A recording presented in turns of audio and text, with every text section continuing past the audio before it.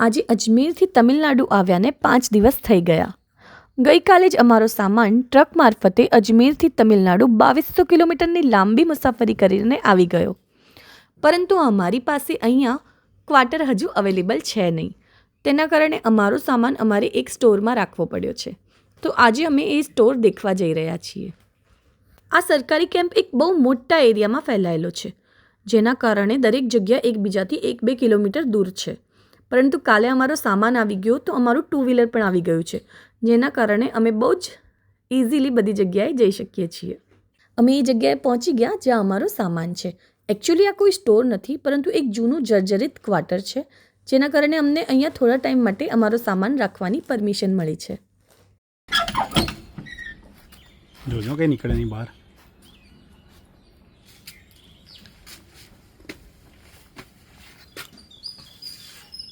Light છે? ના, light નથી. તો લાઇટ વગર કેવી રીતના દેખી? બોક્સ ત્યાં મૂકેલા છે ને, અમુક સામાન અંદર છે. બિલકુલ લાઇટ લગાવવાનું કહેતો હતો ને પેલો. નથી પણ ના આવે. તો આમાં તો કેવી રીતના શું કરીશું? જો જે દેખાય એમ જે લાગે એવું ઉઠાવવા જેવું લઈ લઈશ. અહીંયા આવીને તો મારું દિલ જ તૂટી ગયું, કારણ કે ક્વાર્ટર એટલી ખરાબ કન્ડિશનમાં હતું. અહીંયા ના લાઇટ હતી, ના સફાઈ હતી, દિવાલ પર એટલો બધો ભેજ હતો, નીચે એટલા બધા કીડા હતા, અને ઉપરથી વરસાદની સિઝન ચાલી રહી છે, જેના કારણે અમને લાગ્યું કે કદાચ અહીંયા થોડું પાણી પણ આવી રહ્યું છે. પરંતુ પછી અમે અમારા મનને મનાવી લીધું કે અમે પેકેજિંગ બહુ સારી રીતના કરાવ્યું છે, તો કદાચ અમારો સામાન અહીંયા 1-2 મહિના સુધી રહી જશે અને ડેમેજ પણ નહીં થાય.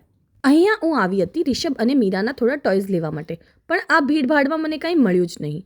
અજમેરથી તમિલનાડુ અમે ફ્લાઇટમાં આવ્યા હતા, તો બહુ ઓછો સામાન લઈને આવ્યા હતા. મને એમ કે ત્યાંથી લઈ લઈશ, પરંતુ હવે એ પોસિબલ લાગતું નથી.